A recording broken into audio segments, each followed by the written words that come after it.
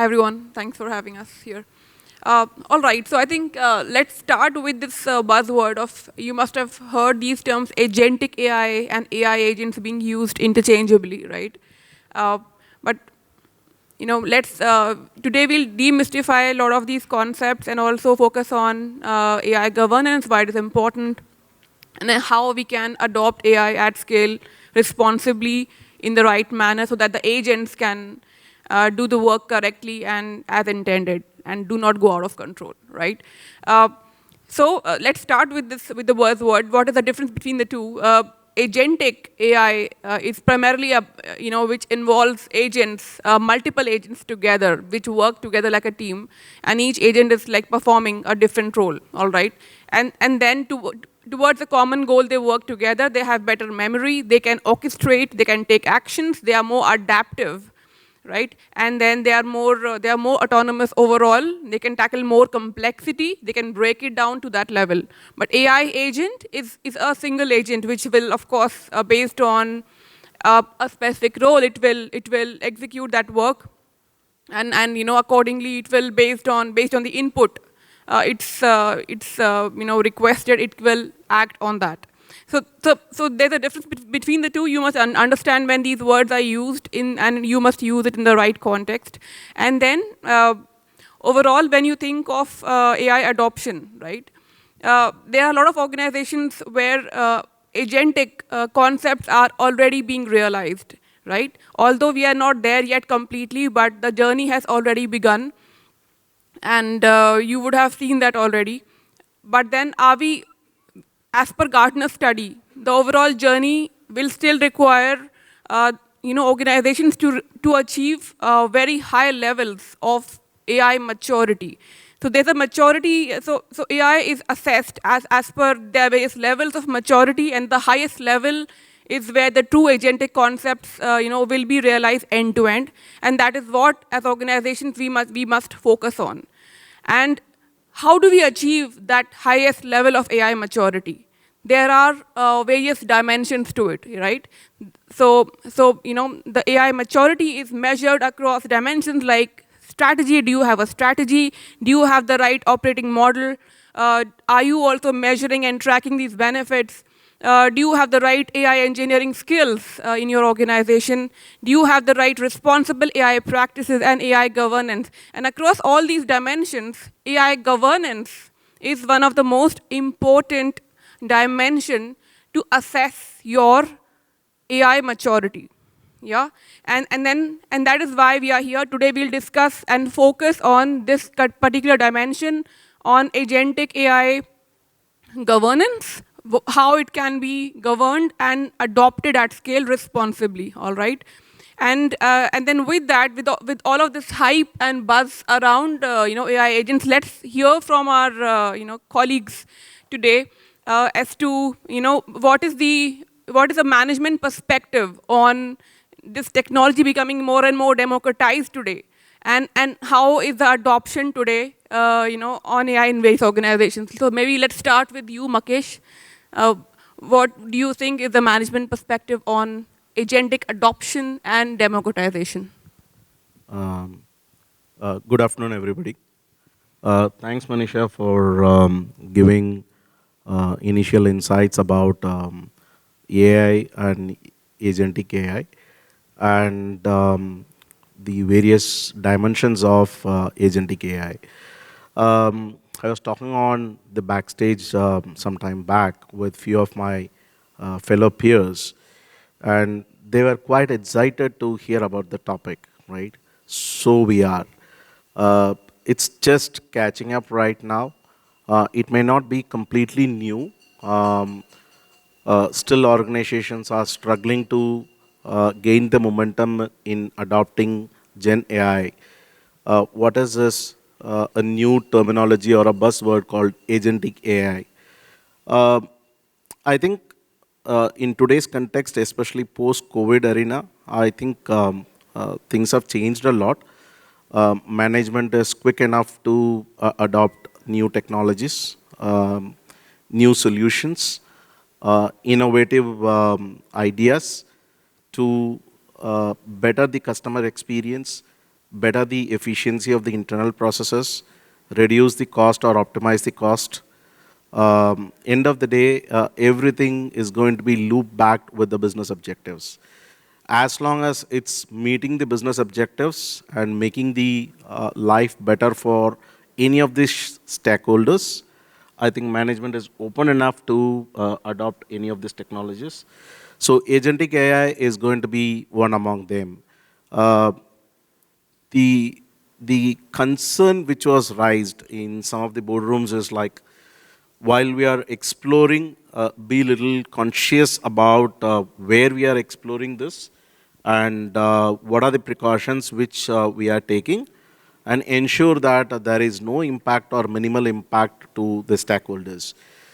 From that perspective, I'm seeing agentic AI is getting momentum right now in terms of proof of concept, defining the use cases for internal functions right now, be it legal, regulatory compliance, information security, cyber security, some of the internal business operations, including underwriting, a very, very tedious task in terms of actually the size and magnitude of the work. For example, if a legal team has to today evaluate and review the contract and give a feedback, it takes 3 working days minimum because it goes into hundreds of pages. Assume that if we can generate an agentic AI, sits across the table and looks at the document, in a span of minutes, it raises the red flags and tell that, okay, what is an action which needs to be carried out, or what are the red flags which legal team has to take care of it. It's going to be a wonderful experience for all the stakeholders. So this is some of the use cases are really, really exciting, and people have started exploring that. Right now, I think consciously teams are exploring on certain use cases to make it a success story. And of course, I think they will move forward in that direction once they see the success. Sure, thank you so much. As rightly brought out by Makesh, yes, there are a lot of ideas and POCs happening in different functions. And then how can the use case prioritization happen in alignment with the business strategy? And I think that is something that I feel will bring value. But then also let's hear from Ramakant. What do you think? How this AI, agentic AI now being democratized. A lot of teams are independently developing these use cases and POCs. How do you see the adoption going? Yeah, thanks Manisha, thanks Magesh. So I will break this problem into 3 parts. So one is the strategic direction, and then one part is the deployment, and another part is learning. So why I say so, because this is a new concept. It is not that it was not there earlier, definitely it was there, but we are trying to get leap to get the benefit of the agentic AI and concept and autonomous autonomy, right? So what we need to do in terms of my opinion is that there should be a strategy, as Magesh has mentioned, there should be AI strategy, but it should be backed up with having the deployment models, the training and the AI champions, cross-functional teams who adopt AI. That is a very, very important. And another point, we should also understand that the technology never takes a backseat. So the technology also, in terms of getting into the more and more autonomous, it has its own repercussion in terms of the kind of negative as well. So that needs to be balanced out. And we should create something in-house. That means we should prove our work and use case in-house before we start focusing that on the customers, so that we learn from them and we start rectifying before giving the solutions. As we understand that most of the companies are going global, so it is very, very imperative that we should understand that there are many global regulations, cross-border data transfers, agents can access multiple databases across the globe, and we have to send data, report data, and give alerts. So that aspect of the balancing act and also the cross-border data transfer and the risk assessment that need to be performed before we get into this kind of agentic movement. The another point I want to state that, so we should not be under pressure that one organization is doing something, then I have to do. So you have to understand your risk appetite, the way your organizations or your service offerings or your customers react. Based on that, you have to merge. You should not be left behind, but you should not be too fast in order to do something in a hurry and later land into trouble. So in nutshell, it has to be proactive, it has to be proof of concept, start from home, backed with the champions and strategy and technology to get this there. Thank you, Manish. That's a valid point that you made, that there's also a decision to be taken for different use cases, whether it would be build it in-house or you take support from outside, make versus buy decisions, and that will also depend on your priorities, what skills you have, what level of control would you want on the AI model and the AI product or AI solution. And of course, ultimately going forward, in many organizations, you would have seen the trend of a hybrid approach, where of course there is reliance on third-party tools, which many of these tools are now integrating AI and agentic concepts, but also there's a lot of in-house development for various use cases which are very specific to your company, depending on your priority. And of course, very rightly brought out about the AI champions. Yes, these people can ensure that although AI is democratized now, but then ensuring the right adoption with the guardrails, with the policy compliance and everything is in place, these people can guide various teams across organizations to ensure that AI adoption is going in the right direction. So thank you so much for that, Ramakant. Now, maybe, with this AI landscape is very fastly evolving. Let's also hear from Sumedha. What do you think, in your perspective, what are the some of the successful implementations on agentic AI and Gen AI concepts in your area? Yeah, thank you, Manisha. So I would like to say that we are on a fascinating inflection point of this technology, where AI is evolving not just from being, passive and reactive, but for being more agentic, that it can sense, act, and decide more like a human. In financial services industry, one of the important outcome that it stands out is deployment of autonomous agents in regulatory compliance workflows. So regulatory compliance is mostly a people-intensive process, like chasing for data, validating the audit reports, and then following up with people for inconsistencies. Agentic AIs now can do all these tasks proactively. They can extract data from multiple systems, cross-verify the inconsistencies autonomously, prepare audit reports, and even recommend the best response for a regulatory observation based on a past pattern. So it is like having a digital regulatory assistant on the go with you that never sleeps. Another use case would be in case of cybersecurity operations. So agentic systems can completely accelerate the workflow of security operations center. That's what I feel. They can analyze alerts, they can get context from various tools, rationalize the root causes, all in real time with least human efforts. That is the possibility. There are various tools of detection triage that are delivering 2x times faster detection triages with 50% less outputs, thus cutting the response time to a lot of extent, and thus optimizing the efficiency of SOC. On the customer side, if you see, agentic AIs can redefine the customer engagement and customer experience. We are now seeing agentic AI systems which can very autonomously analyze customer behaviors, understand them, understand their financial goals, risk appetite, and then autonomously give them advices on their customer portfolio and improvements, explain them in a very natural, simple language, and then take decisions based on customer approvals. So imagine agentic AI is convincing the spendthrifts in our family, our prodigal sons and daughters, to control their shopping lists so that our family budget for the month is controlled. So you will have one less problem to deal with your spouse.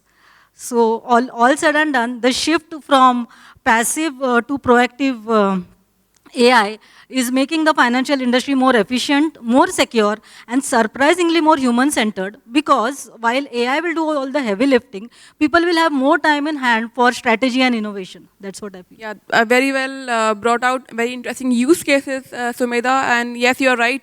With agents, of course, the level of autonomy is shifting from what it used to be in classical AI, where some supervision was still required, but here with agents, they are able to self-learn, they are able to adapt, they are able they are more dynamic, and that is the next shift in generative AI from the foundational models towards more and more dynamic behavior.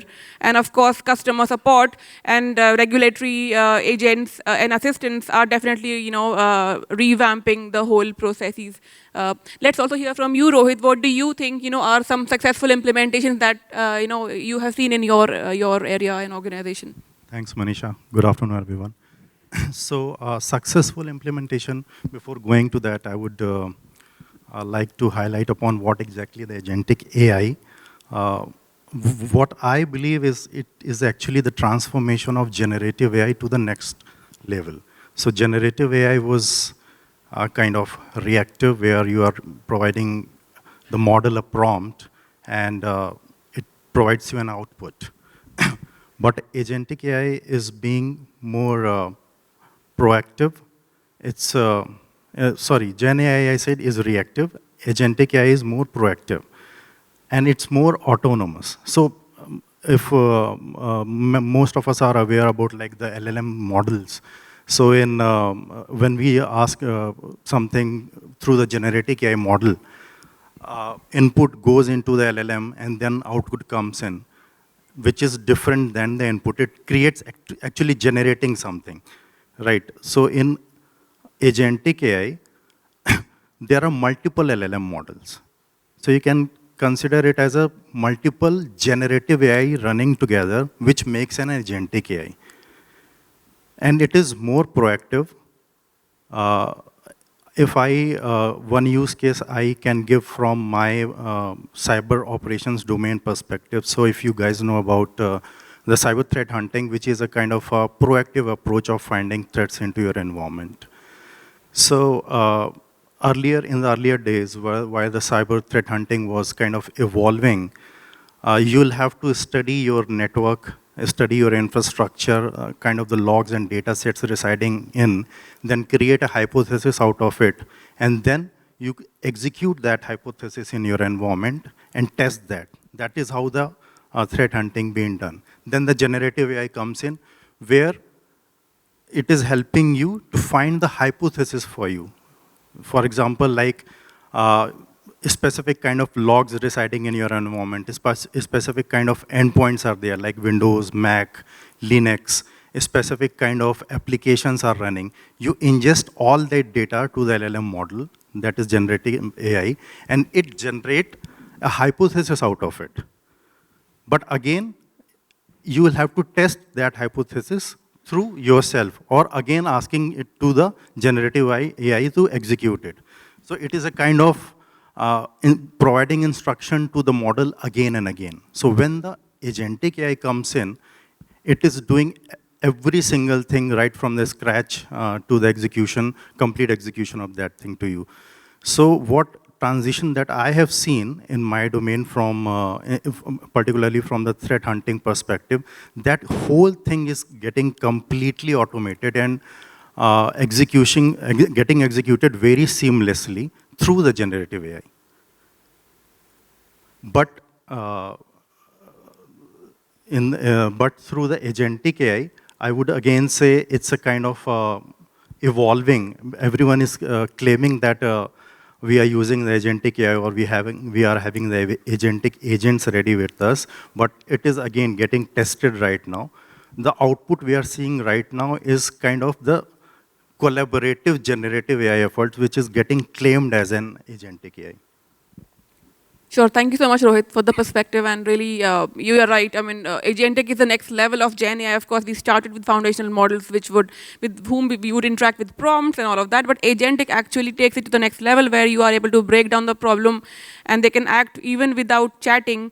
It would understand your problem, act on it, and then give you a final decision and also take action on your behalf.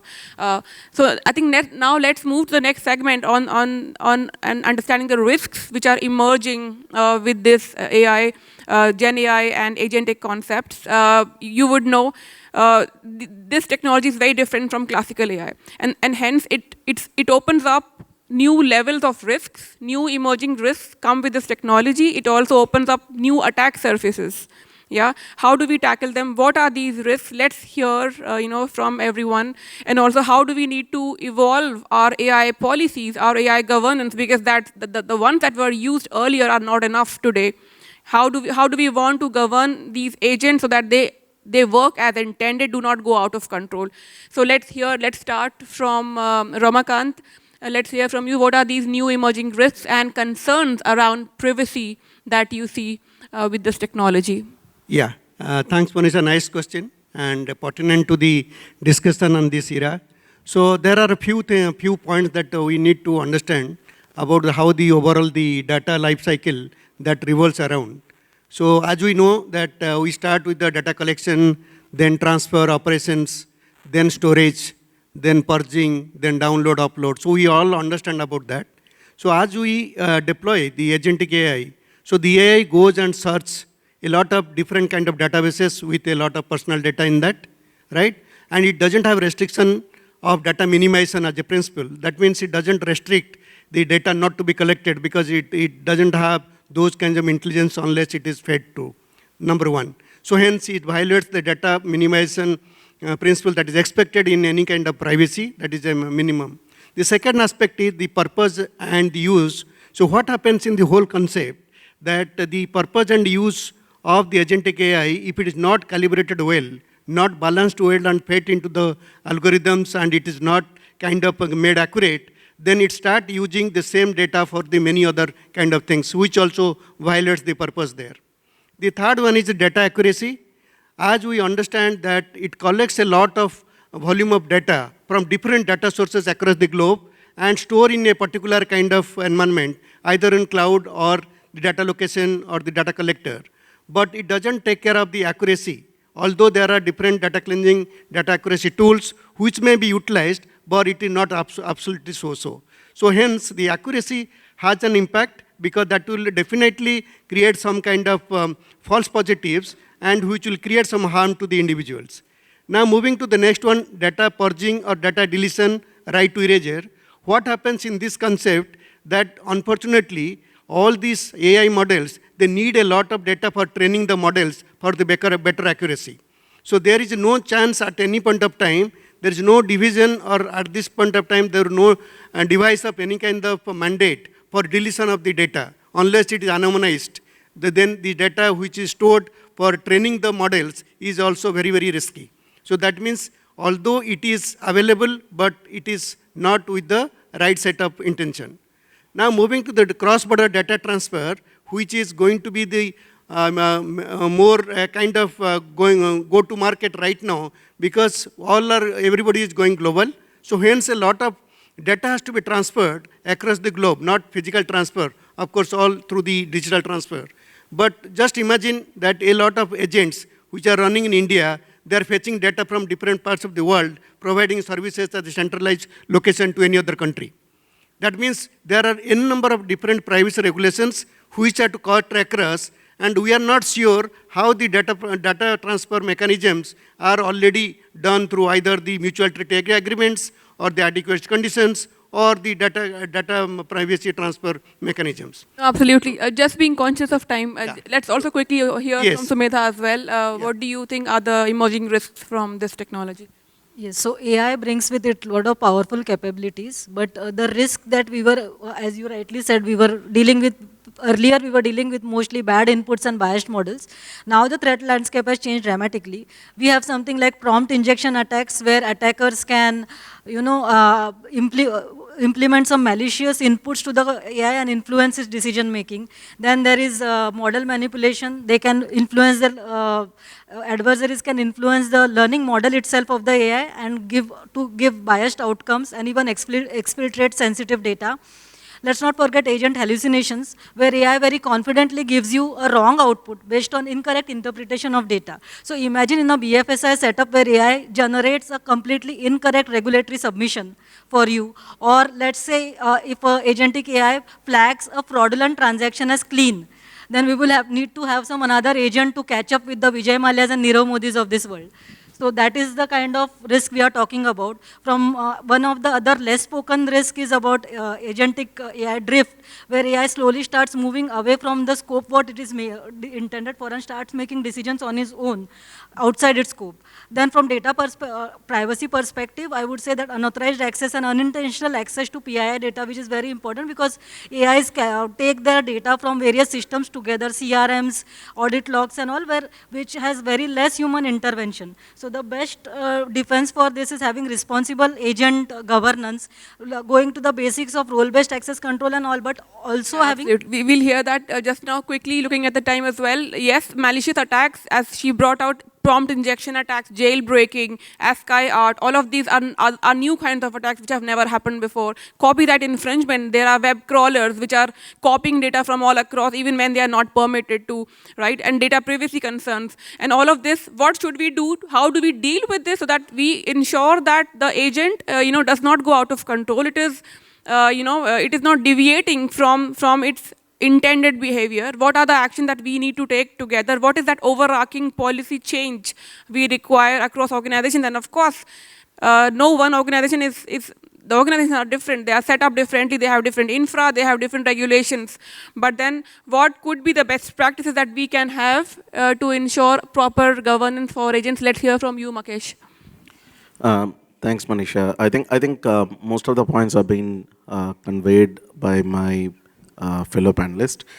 Few things I want to talk about is one is definitely organizations should start with very robust AI governance framework, which should cover both responsible and ethical AI practices, use cases which they have to implement, what kind of guardrails they have to build in, very robust process in terms of actually providing access to the data to avoid data poisoning, and then ensure that an extensive testing mechanism is implemented on a continuous basis so that at any point in time, if there are any biases or hallucinations like what Sumedha mentioned, it can be identified proactively and then it can be nullified. Last but not the least, to start with, actually get HIL processes into the implementation so that you have one set of validation going on before making any crucial decisions. I think from regulators' perspective, being from financial services, it's a very clear expectation that whatever technology which we implement, at the end of the day, the organization should be responsible and accountable for any actions which is emanating from any of the technologies, be it fintech or be it AI or the agentic AI. The ultimate decision making has to come from organization, even if it is executed through the channel of agentic AI. I think it's accountable for organization to take the onus of that particular action, which has clearly emanated from one of the recent RBI circulars as well, which talks about NBFC has to take ownership of any decision making on underwriting emanating out of any fintech utilizations which they are using at this point in time. Yeah, thank you. Sure, absolutely. So just in line with what Mukesh mentioned, we need to have agent benchmarks which can, which would ensure, and there are a lot of benchmarks already available, by the way, you can check out, over the internet, IACP and such policies are there.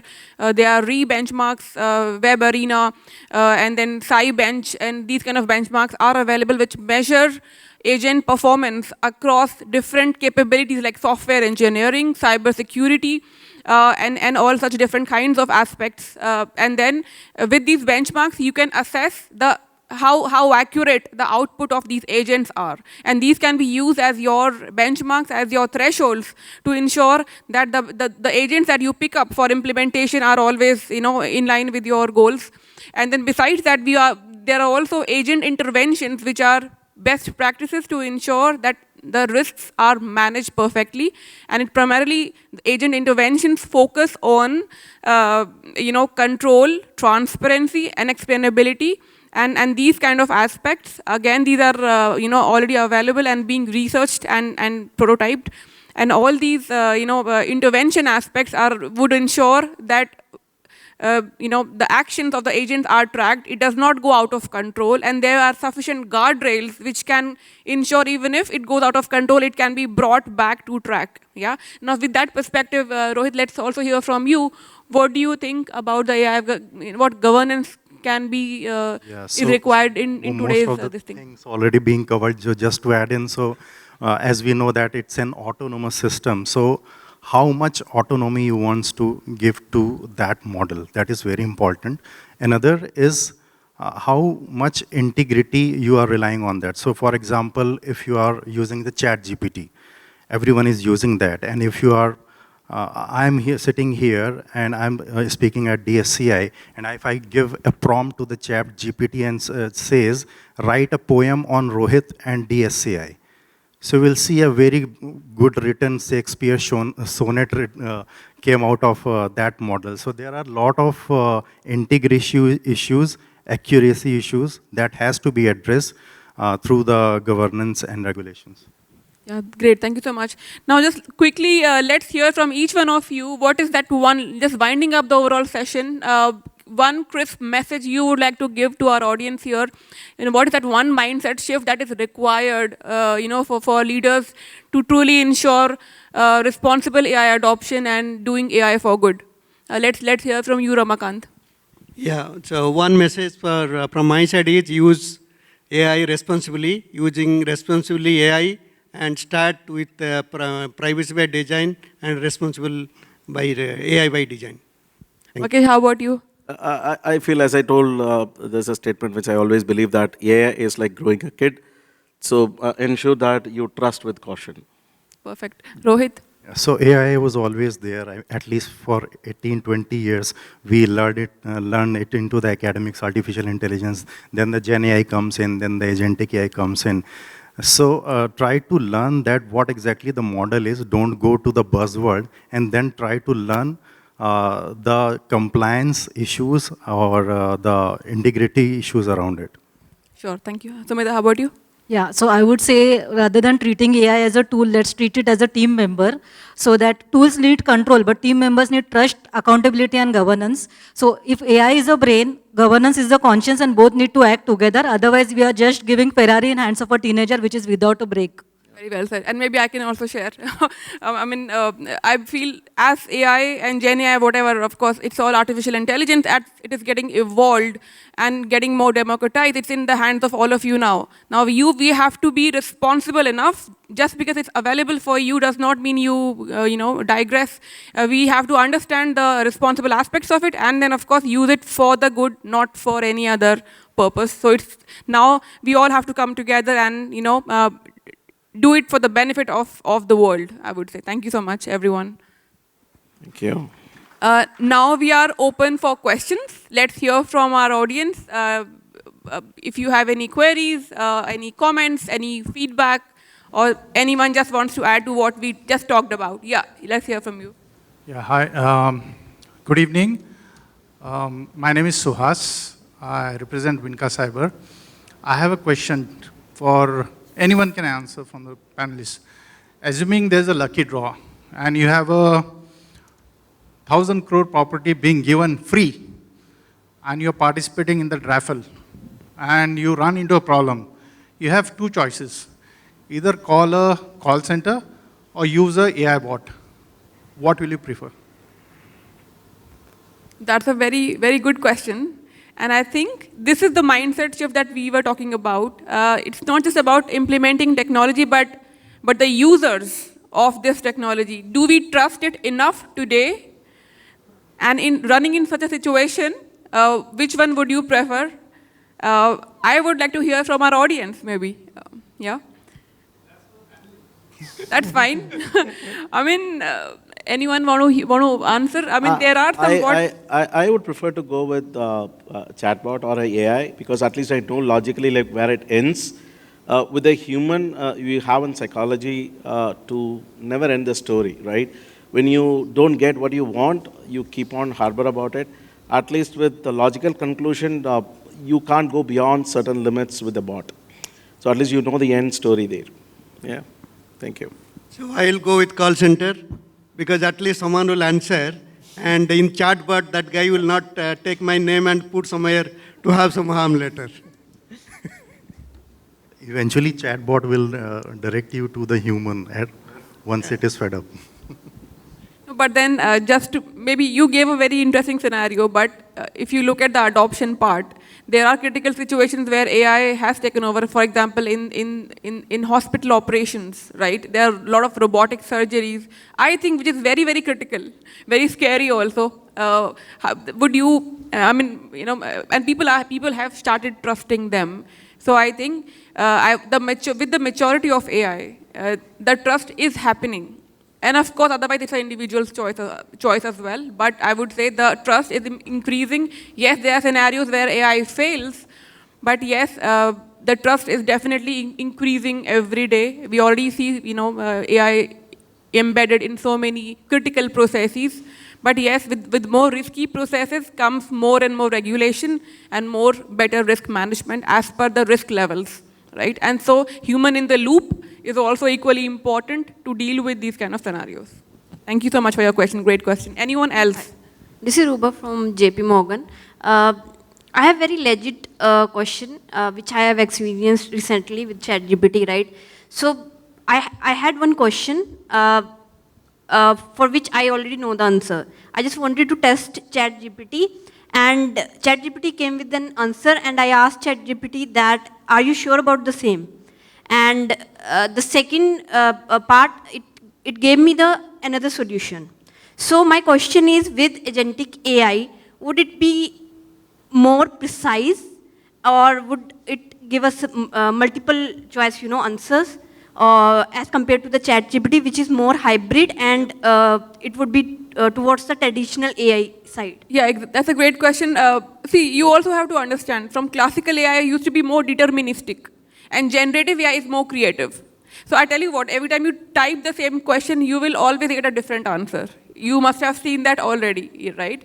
And so that you take it positively or negatively, it depends, because then that is the beauty of this technology, that it is creative. And since it is creative, it is becoming, with agents, it's becoming more dynamic. Had it been very deterministic all the time, like before, like the past, it would have been more rigid. Yeah, and so this creativity, but then yes, with agents, it can understand those patterns, and with proper learning, with few short examples and such learnings, you can make agents to perform within the guardrails we have defined, within the patterns, and yes, we have achieved good accuracy and results as well. So if done right, yes, we are maturing in terms of AI adoption. With agents, yes, there will be better results, which will be within the prescribed guardrails, would be my answer. Anyone wants to add? Just to add in here, so ChatGPT is actually the Gen AI model, right? And Agentic AI will try to answer you unless you get the most accurate one. So for example, you are asking, what is the full form of DSCI? So correct is Data Security Council of India. So maybe if you are going through, and it also depends on which model you are asking to. So say you are using one model which says Data School Council of India. So this is the one output from one Gen AI model. That is the final. But you have the doubt, and you will put that in query back to the model, and it will find the answer again. Right? But you will have to do the human intervention again and again in the case of generative AI model. But in the agentic AI model, that is the complete autonomous system, it will do all the pros and cons, all this and that, to find out the most accurate one. So it will do all the comparative analysis through different LLM models. Here, not only one LLM model works, but multiple LLM model works together. And when you'll get the final answer, it will be Data Security Council of India, considering terms and condition that it is an AI-generated output. If time permits, just quick one addition.